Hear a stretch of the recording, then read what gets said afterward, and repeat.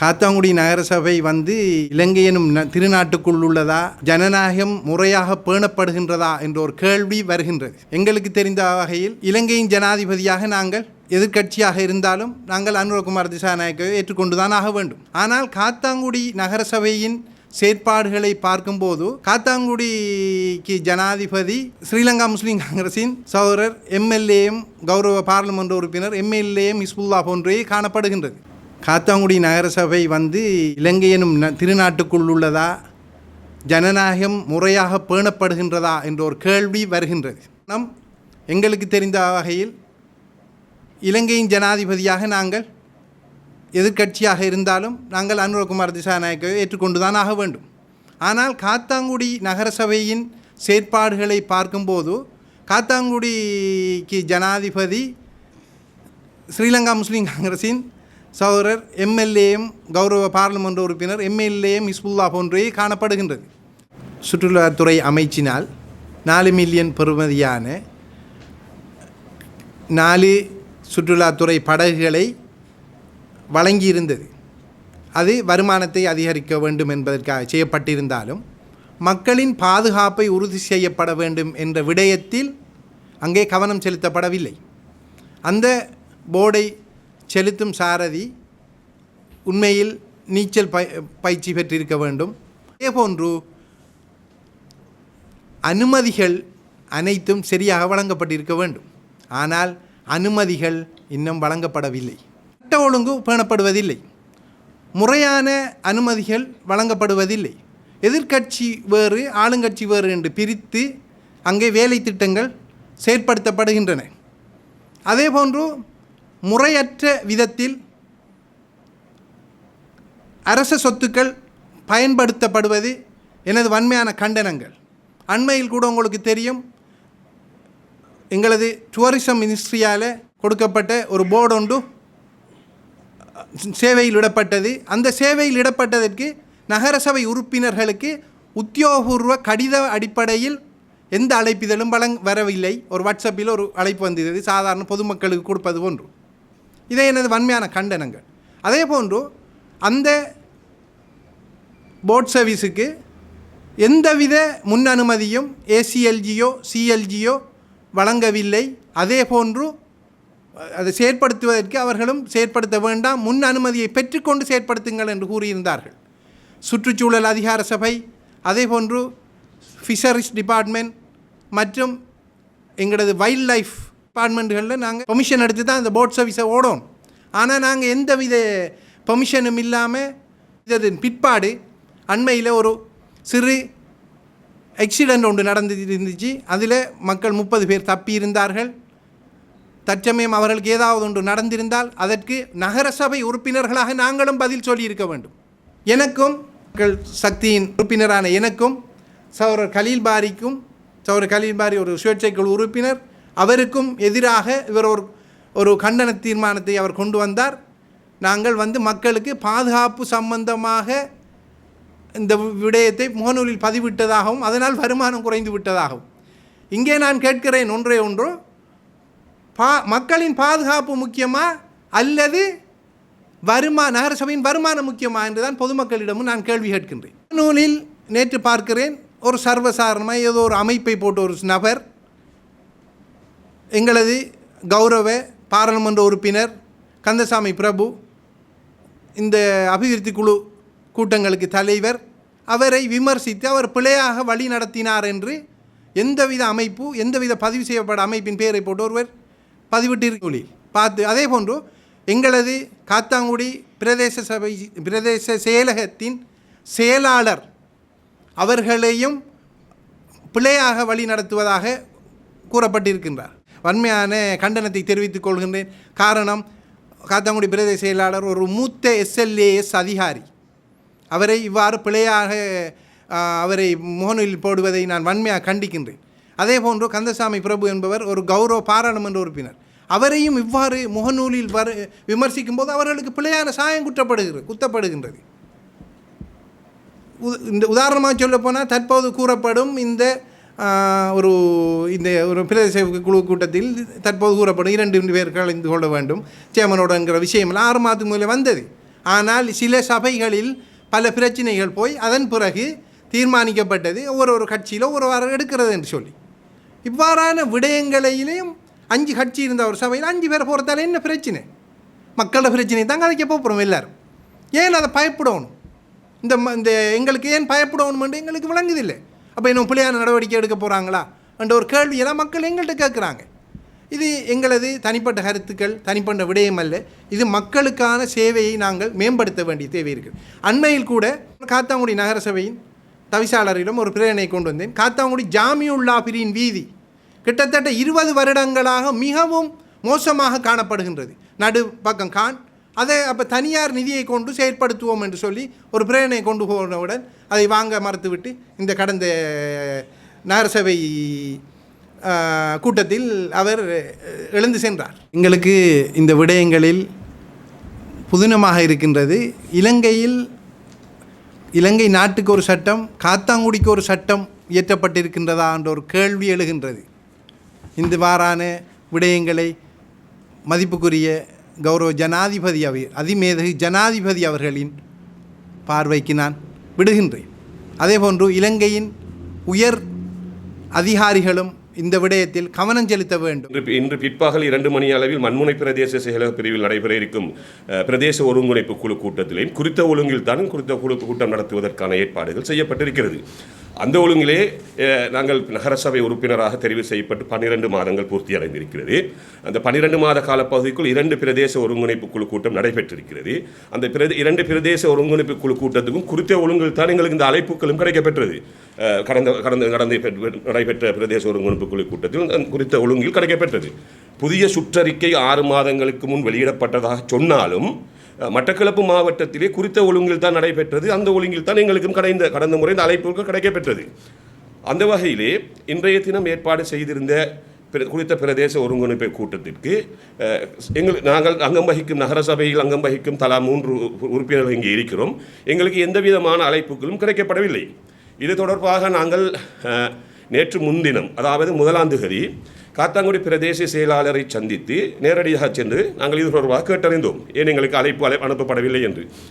அவர் பிரதேச செயலாளர் டிசிசி சேர்மன் பிரதேச அபிவிருத்தி குழு தலைவரின் கருத்துக்கு அமைவாக புதிய சுற்றறிக்கை படி அழைப்புகளை நகரசபைக்கு அனுப்புமாறு வேண்டிக் கொண்டதற்கு அமைவாக புதிய சுற்றறிக்கையில் உள்ளபடி, அதாவது சேர்மன் நகரசபை தவிசாளர் அங்கம் வகிக்காத ஏனைய 2 கட்சிகளின் 2 உறுப்பினர்களை தெரிவு செய்து தருமாறு தான் நகரசபைக்கு கடிதம் அனுப்பியதாக எங்களுடன் சொன்னார்.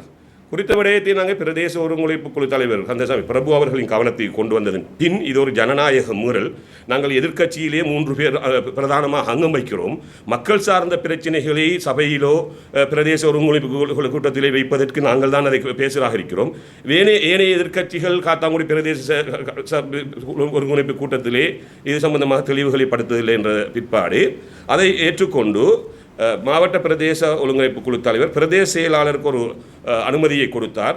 இம்முறை இன்று நடைபெற இருந்த கூட்டத்துக்கு இதற்கு முதல் அனுப்பிய ஒழுங்கின்படி சகல கட்சிகளையும் அங்கம் வகிக்கும் ஒரு உறுப்பினரை கலந்து கொள்வதற்கான நடவடிக்கையை மேற்கொள்ளுமாறு அந்த அடிப்படையிலே பிரதேச செயலாளர் 1ஆம் தேதி காத்தாங்குடி நகரசபைக்கு கடிதம் ஒன்றை அனுப்பியிருக்கிறார். சகல கட்சிகளை அங்கம் வகிக்கும் உறுப்பினர்களை கலந்து கொள்வதற்காக பெயர்களை தங்களுக்கு அனுப்புமாறு. ஆனால் நேற்று பிற்பகல் 2 மணி வரை குறித்த கடிதத்திற்கு காத்தாங்குடி நகரசபை பதிலளிக்கவில்லை. இந்த விடயத்தை நாங்கள் அறிந்து கொண்டோம். இன்று நடைபெற இருக்கிறது. நேற்று பிற்பகல் 2 மணி வரை கடிதத்தை நகரசபை எங்களது பெயர்களை சிபாரிசு செய்து பிரதேசங்களுக்கு அனுப்பவில்லை என்ற விடயத்தை அறிந்து கொண்டு நாங்கள் உடனடியாக நேற்று மட்டக்களப்பு மாவட்ட உதவி உள்ளூராட்சி ஆணையாளருக்கு ஒரு எழுத்து மூல முறைப்பாட்டை செய்தோம். நாங்கள் 3 நகரசபை உறுப்பினர்களும் கொடுத்த விடயம் தொடர்பாக காத்தாங்குடி நகரசபை இதுவரை பதிலளிக்காமல் இருக்கிறது. நாளை பிரதேச ஒருங்கிணைப்பு குழு கூட்டம் நடைபெற இருக்கிறது என்ற விடயங்களை உடனடியாக நடவடிக்கை எடுக்குமாறு உடனடியாக மட்டக்களப்பு உள்ளூராட்சி ஆணையாளர் குறித்த நகரசபையின் செயலாளர் அவர்களை தொலைபேசியில் தொடர்பு கொண்டு இது தொடர்பாக வினவினார். அப்போது காத்தாங்குடி நகரசபை செயலாளர் பதிலளிக்கிறார், தனக்கு அந்த விடயத்தை செய்ய முடியாது என்றும் தவிசாளர் தான் அதை தெரிவு செய்ய வேண்டும் என்றும். அப்பொழுது தெளிவாக உதவி உள்ளூராட்சி ஆணையாளர் கேட்கிறார், யாருடைய பேர் மென்ஷன் பண்ணி உங்களுக்கு கடிதம் வந்திருக்கிறது பிரதேச செயலகத்திலிருந்து. அப்பொழுது அவர் சொல்கிறார் செயலாளரின் பேர். அப்படியானால் நீங்கள் பதிலளியுங்கள் அந்த கடிதத்துக்கு. இல்லையா தவிசாளர் உத்தரவு இல்லாமல் என்னால் செய்ய முடியாது. அவ்வாறானால் எனக்கான விளக்கத்தை எழுத்து மூலம் அனுப்புமாறு உதவி உள்ளூராட்சி ஆணையாளர் வேண்டிக் கொண்டிருந்தார். பின்னர் இது தொடர்பாக நான் கிழக்கு மாகாண முதலமைச்சருக்கு ஒரு முறைப்பாட்டை செய்தேன். ஜனாதிபதி செயலகத்துக்கும் நான் ஒரு தொலைபேசியில் தொடர்பு கொண்டு இது சம்பந்தமான விடயங்களை தெளிவுபடுத்தினேன். அதன் பின்னர் பாராளுமன்ற உறுப்பினரும் மட்டக்களப்பு மாவட்ட பிரதேச ஒருங்கிணைப்பு தலைவருமான பிரபு அவர்களிடம் இது தொடர்பாக மீண்டும் நாங்கள் எங்களது அழுத்தங்களை கொடுத்தோம். அந்த ஒழுங்கிலே நேற்று பிற்பகல் குறித்த பிரதேச ஒருங்கிணைப்பு குழு கூட்டத்தை மறு அறிவித்தல் வரை இடைநிறுத்துவதாக பாராளுமன்ற உறுப்பினர் மாவட்ட பிரதேச ஒருங்கிணைப்பு குழு தலைவர் பிரபு அவர்கள் ஒரு எழுத்துமுள்ள அறிக்கை ஒன்றை வெளியிட்டிருந்தார். உண்மையிலேயே ஒரு ஜனநாயகமாக நாங்கள் எங்களது கருத்துக்குள் உள்வாங்கப்பட வேண்டும் என்ற எடுத்த முயற்சியை ஏற்றுக்கொண்டு இந்த விடயத்தை பாராளுமன்ற உறுப்பினர் பிரதேச ஒருங்கிணைப்பு தவிர செய்திருக்கிறார். அந்த வகையில் அவருக்கு நாங்கள் இந்த இடத்தில் நன்றியை சொல்ல வேண்டும். ஒரு ஜனநாயகமற்ற முறையிலே நடக்க இருந்த அந்த ஒரு கூட்டத்தை நடத்துவதற்கான முழு அரசியல் அழுத்தங்களையும் உள்ளூர் அரசியல்வாதிகள் செய்கிறார்கள். இங்கே பிரதான விடயம் ஒரு பிரதேச ஒருங்கிணைப்பு குழு கூட்டம் என்பது எந்த உள்ளூர் அரசியல் தலையீடுகள் இல்லாமல் அரச நிர்வாகம் செய்யப்பட வேண்டிய விடயம். ஆனால் இங்கே காத்தாங்குடி பிரதேச செயலாளர் காத்தாங்குடி நகர சபைக்கு ஒரு உத்தியோகபூர்வமாக ஒரு கடிதம் ஒன்றை அனுப்பி வைத்திருக்கிறார். எங்களது பேர்களை சிபாரிசு செய்திருவார். அது காத்தாங்குடி மட்டக்களப்பு மாவட்ட பாராளுமன்ற உறுப்பினர் ஸ்ரீலங்கா முஸ்லிம் காங்கிரஸின் பிரதி தலைவர் எம்எல்ஏ ஹிஸ்புல்லா அவர்களின் ஊடக செயற்பாட்டாளர் ஒருவரினால் சமூக ஊடகங்களிலே ஒரு உத்தியோகபூர்வமான அரச கடிதம் வெளியிடப்படுகிறது. அரசியல் தலையீடுக்க முழுக்க ஒரு அரசியல் லாபத்தை நோக்கி இந்த கடிதங்கள் ஒரு அரசு நிர்வாகம் பகிர்ந்து கொள்ள கடிதம் எவ்வாறு நேற்று பிற்பகல் அனுப்பிய கடிதம் நேற்று இரவு சமூக ஊடகங்களில் பகிரப்படுகிறது. அரச நிர்வாகம் முழுக்க ஒரு அரசியலுக்காக பயன்படுத்தப்படுகிறதா காத்தாங்குடியிலே என்ற கேள்வி எங்கள் மத்தியில் மிக நீண்ட நாட்களாக எழும்பிக் கொண்டிருக்கிறது. அது தொடர்பான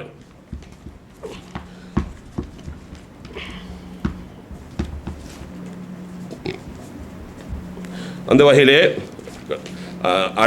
குறிப்பிட்ட சில நாட்களுக்குள் மீண்டும் பிரதேச ஒருங்கிணைப்பு குழு கூட்டம் நடைபெற இருப்பதாக சமூக ஊடகங்களூடாகவும் இணையதூடாக அறிய முடிகிறது. காத்தாங்குடி பிரதேச ஒருங்கிணைப்பு குழு கூட்டம் நடைபெறுவதாக இருந்தால் ஒரு ஜனநாயக முறையிலே மக்கள் பிரச்சனைகளையும் நாங்கள் பிரதேச ஒருங்கிணைப்பு குழு கூட்டத்துக்கு செல்வது எங்கள் தனிப்பட்ட பிரச்சனையை பேசுவதற்கோ எங்களுடைய தனிப்பட்ட எந்த நலனுக்காக அல்ல. காத்தாங்குடியிலே உங்களுக்கு தெரியும் மிக தேவையான விடயங்களும் மிக நுணுக்கமான விடயங்களும் பல்வேறு இதுகளிலே அரங்கேறிக் கொண்டு ஒரு அண்மையிலே காத்தாங்குடி நகரசபையிலே நடைபெறும் விடயங்களை அவதானித்தால் அதை நான் சொல்ல வேண்டும். 12 மாதங்கள் நகரசபை பூர்த்தி அடைந்திருக்கிறது. நகரசபை அமர்விலே பேசப்படும் விடயம் ஒன்று, நகரசபை மினிட்டிலே கூட்டறிக்கையிலே வரும் விடயம் ஒன்று. மிக பாரதூரமான விடயம் இது.